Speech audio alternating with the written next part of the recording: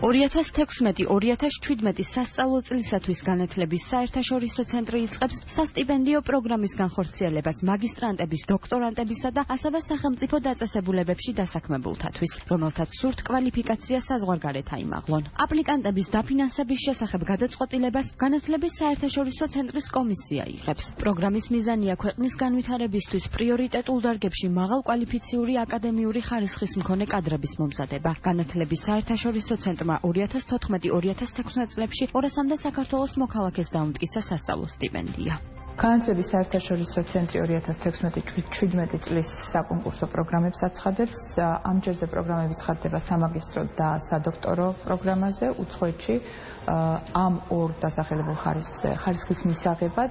მეორე პროგრამა, რომელსაც განათლების საერთაშორისო ცენტრი აცხადებს, ეს არის კვალიფიკაციის ამაღლების საჯარო სექტორში დასაქმებულ ხალხისათვის კვალიფიკაციის ამაღლების პროგრამა. დაფინანსება გაიცემა როგორც სრულად, ასევე ნაწილობრივ.